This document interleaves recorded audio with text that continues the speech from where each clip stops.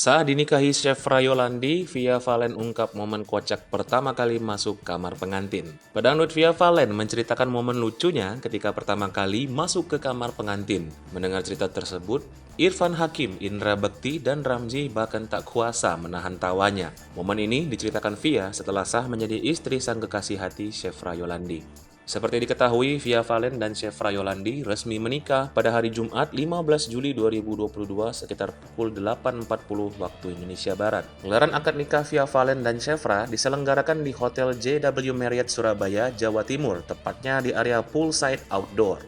Untuk mas kawin, Chef Ra memberikan uang sebesar 1.507 euro, emas seberat 157 gram, dan alat sholat. Usai sah menjadi suami istri, Via Valen tak malu membagikan momen kocaknya saat berada di kamar pengantin. Via Valen menyebut ada sang ibunda di kamar pengantinnya ketika ia dan sang suami masuk. "Kita baru aja masuk kamar.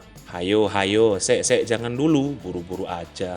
Kita ngakak di situ," ucap Via Valen mengucapkan kata-kata sang ibunda. Di sisi lain, Chef Rayolandi sang suami juga mengungkapkan keinginannya untuk memiliki anak. Tak tanggung-tanggung, Chef Rayolandi ingin memiliki 7 anak dari Via Valen.